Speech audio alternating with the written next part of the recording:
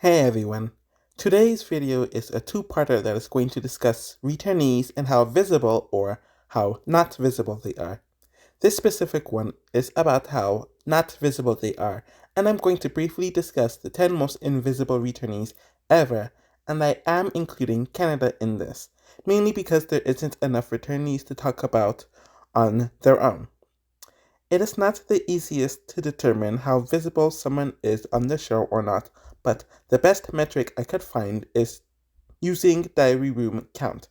In order to determine who was the least or most visible, I looked at a chart that has the amount of diary rooms a house guest had during their run and divided by the amount of weeks they were in, so we could get a median amount of confessionals per week. The people you are seeing right now are the honorable mentions who only didn't make the list because it's a top 10 list and they are outside of the top 10. At number 10 is Nakomis with a 3.3 median. So this choice does make sense as to why she was one of the least visible returnees. One reason is that she was the second boot on her season and only lasted until week 2, so that put her at a disadvantage. Another reason is that she was essentially invisible in the first week, making her visibility even smaller. There are some early boots who escaped being on this list, so that isn't the main reason at all. Even in BB5, she was not the most telegenic narrator, as she's not even in the top half of DR averages on that season, despite being 4th place on the season.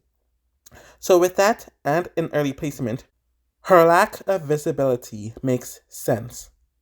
At number 9 is Howie with a 3.26 median. Unlike Nakomis, Howie was actually one of the people who had a higher DR median in his freshman season, so for him to be on the lower end of BB7 is actually interesting.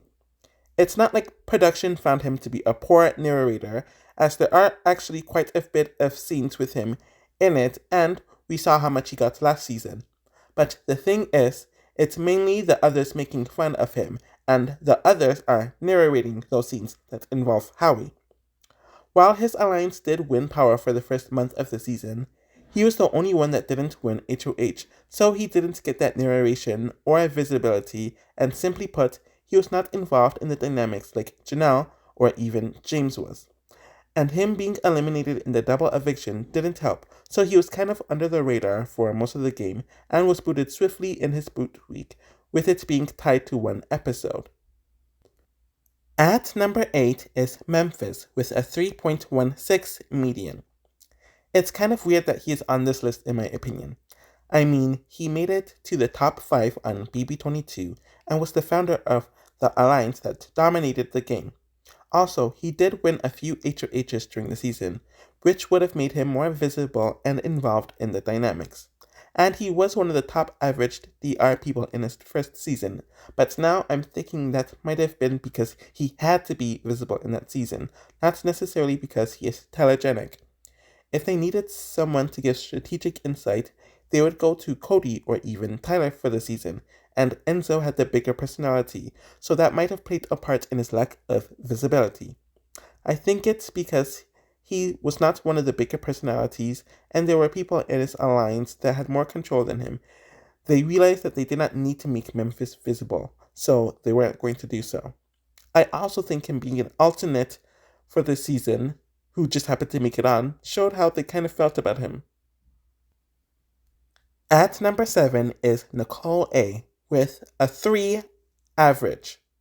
I know a lot of people compare her to Nakomis in general, and I do think that comparison is fitting. Nicole actually was not one of the most visible people on her season, and her DR average compared to the rest of the cast is roughly in the middle, despite her making it all the way to finale night.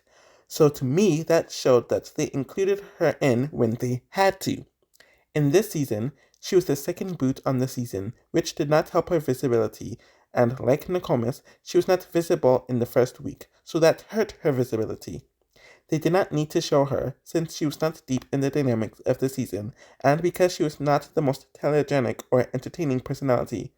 They didn't include her unnecessarily, like they did with some of the others. Pretty simple.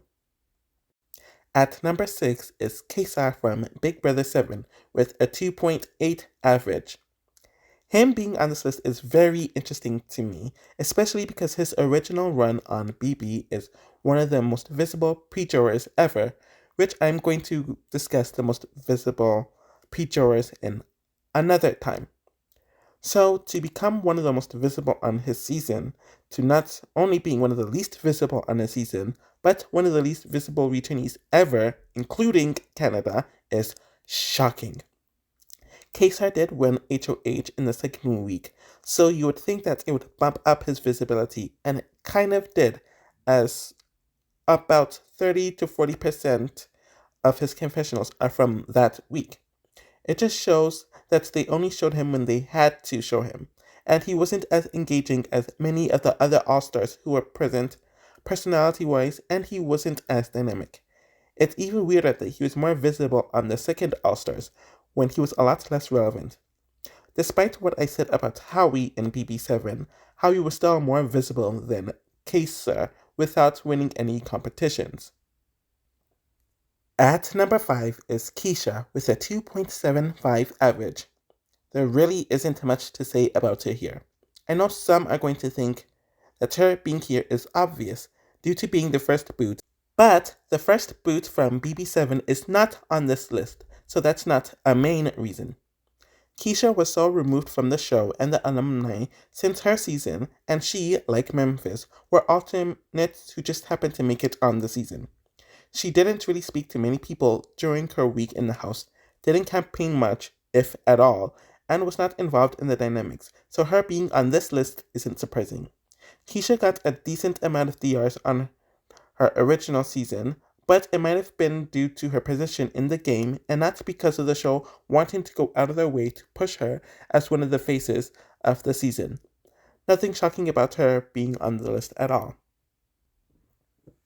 At number 4 is Bayleigh with a 2.63 average. Looking at some of her BB20 DR stats, I can't say I'm too shocked that she made it on here, since she really only got lots of visibility on her last 2 weeks, but even amongst her cast, she got a decent amount of visibility. In this season, Bayleigh is borderline invisible. It is even worse because she's aligned to Devon, and they decided to give Devon most of the visibility. But in general, Bayleigh was a lot quieter in the season, which is what she went out of her way to do, and was not really that involved in the dynamics of the house, so I guess her having smaller visibility is understandable.